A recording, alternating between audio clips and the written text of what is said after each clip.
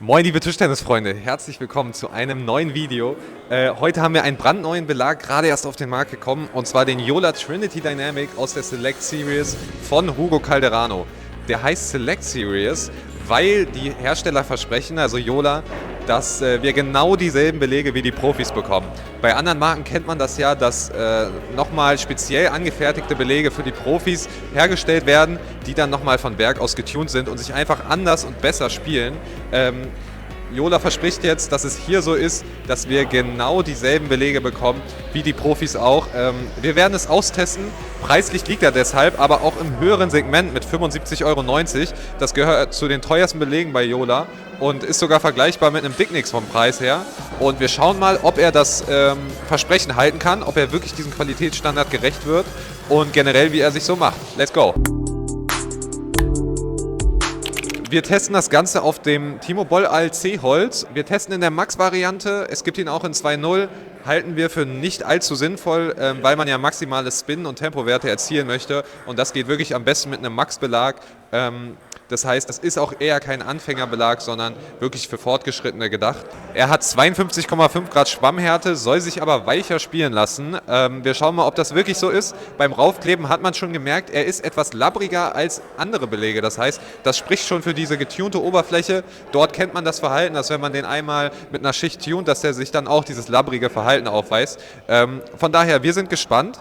Grundsätzlich lässt sich noch sagen, vielen Dank an Contra Berlin, dass wir hier drehen dürfen, und auch an Patrick Stahl, den Besitzer des Stores.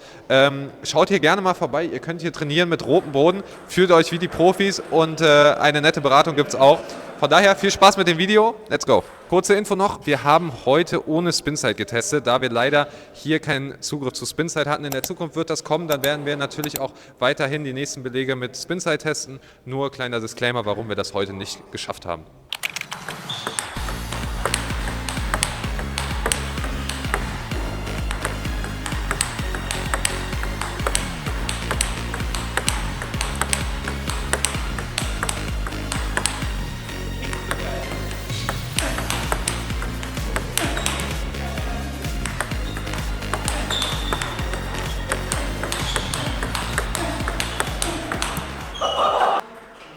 Ja, also ich muss sagen, erster Eindruck wirklich sehr positiv.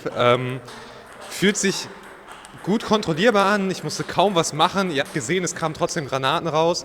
Wir haben 1, 2 Bälle gegen Topspin gemacht am Tisch. Es fühlt sich so an, als ob ich eine lange Kontaktzeit habe. Der Ball sinkt wirklich ein bisschen ein. Was erstaunlich ist, da 52,5 wäre schon auch jetzt nicht der härteste von denen, aber im Vergleich zu anderen Belegen schon eher im härteren Segment ist. Von daher war ich sehr begeistert, dass man trotzdem diesen Touch hat und den Ball richtig spürt beim Einsinken. Ich werde jetzt gleich nochmal den 57,5er spielen. Da hat Lorenz ein eigenes Video zu gemacht, um dann einen guten Vergleich ziehen zu können, wie die beiden sich innerhalb der Serie unterscheiden.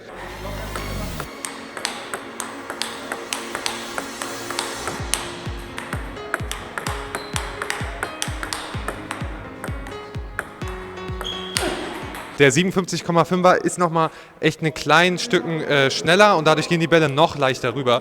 Und da der 52,5er ja schon eine Granate ist, muss ich sagen, würde ich den echt mehr empfehlen. Man hat noch ein bisschen mehr Kontrolle auch im Blockspiel und so fand ich es etwas angenehmer, weil der Ball halt immer noch ein bisschen einsinkt.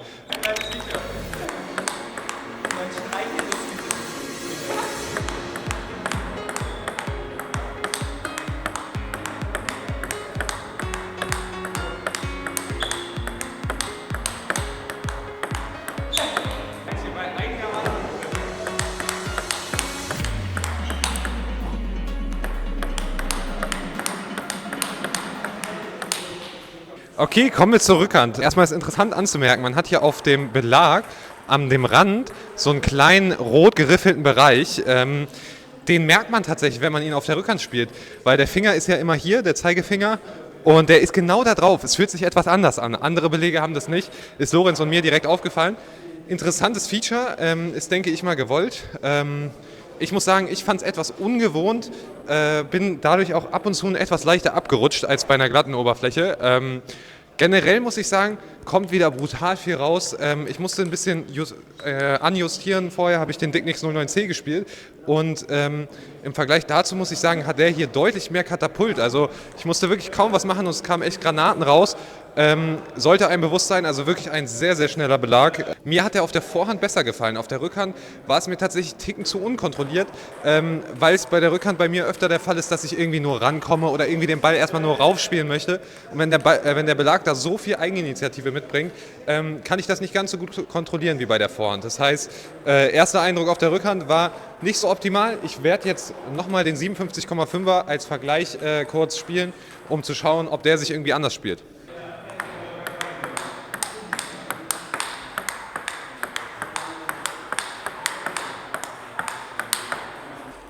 Okay, im Vergleich muss ich sagen, ich habe tatsächlich jetzt ein paar Bälle besser gespielt mit dem 57,5er.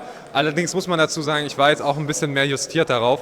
Grundsätzlich finde ich, bei beiden würde ich sie nicht allzu sehr für die Rückhand empfehlen, außer man ist wirklich ein Profispieler, der feuert da wirklich extrem raus. Ich musste kaum was machen und es kam super schnell. Fürs offene Spiel ist das natürlich hammermäßig.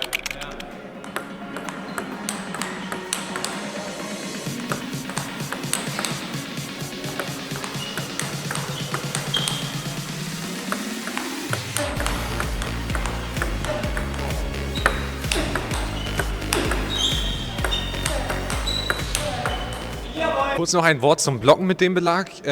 Für mich, ich spiele normalerweise den Dicknix 09C, muss ich da den Hauptunterschied feststellen.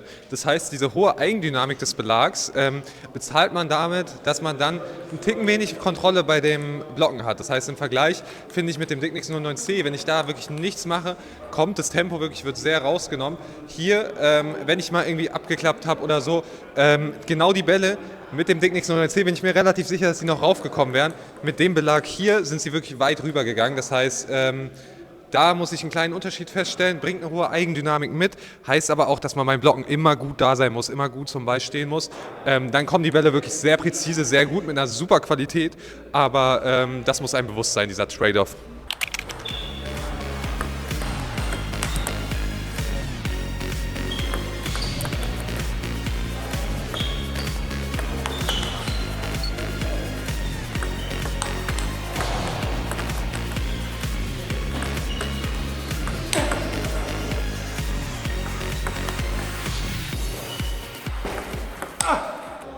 Okay, ich habe jetzt Aufschlag, Rückschlag getestet, sowohl Vorhand wie auch Rückhand. Ich bin sehr begeistert. Also, was ich erwartet hatte, war, dass er beim Aufschlag deutlich mehr rausspringt, der Ball, und dass man auch da diese hohe Eigendynamik des Belags spürt. Muss ich aber sagen, überhaupt nicht. Also ich hatte beim Aufschlag keine Probleme, einen kurzen Aufschlag zu machen. Im Gegensatz zum Dicknix 09C zum Beispiel hat es sich sogar leichter angefühlt, den Ball wirklich kurz zu halten, wenn ich ihn weich treffe. Fand ich sehr gut. Generell kam es mir so vor, auch über dem Tisch, wenn ich kurz gelegt habe, sehr kontrolliert. Und besonders eine Kombination, die mir aufgefallen ist, ist dieses mit Spin vorziehen, auch bei Rückhand mit Spin vorziehen und dann fest nachspielen. Geht sowohl der Spinner richtig gut, als auch dieser feste Endball. Fühlt sich sehr kontrolliert und trotzdem mit viel Power an. Da war ich sehr begeistert, und bei der Rückhandseite, wo er mir ja im offenen Spiel nicht ganz so gut gefallen hatte, muss ich jetzt sagen, Rückhandflip ging bombastisch gut. Also ich hatte wirklich das Gefühl, egal wie viel Qualität Lorenz in den Aufschlag macht, ich kann ihn sauber anflippen. Und von daher sehr zu empfehlen, meiner Meinung nach.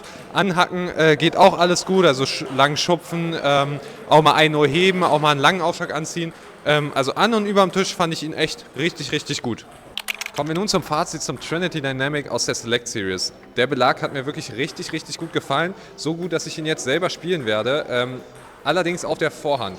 Grundsätzlich, was ich richtig gut bei dem Belag fand, war die Eigendynamik, die er mitbringt. Das heißt, man muss wirklich wenig machen und der Ball kommt mit viel Qualität heraus. Trotzdem er diese Eigendynamik hat, hat man trotzdem das Gefühl, dass der Ball ein bisschen einsinkt. Im Vergleich zum Dicknix 09C tatsächlich, muss ich sagen, fand ich es hier ein bisschen einfacher, den Ball einsinken zu lassen, ein bisschen die Kontaktzeit länger zu spüren.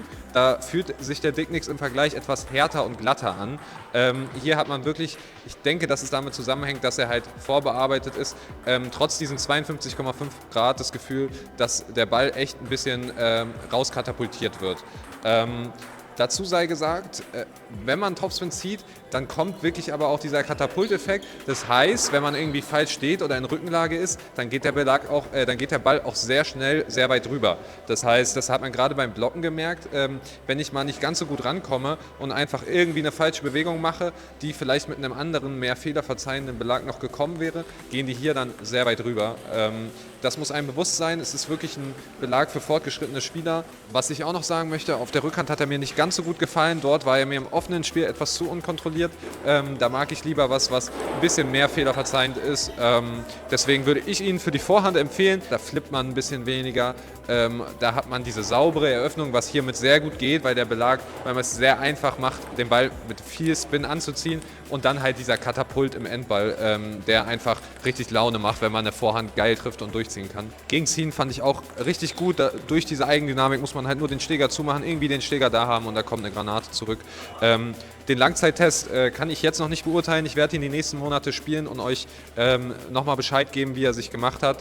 Von daher abonniert gerne den Kanal, lasst auch gerne ein Like da, damit ihr uns ein bisschen unterstützt. Und falls ihr euch den Belag kaufen wollt, schaut den Link unten in unserer Videobeschreibung. Dort ist er natürlich verlinkt. Und wir sehen uns im nächsten Video. Bis dann.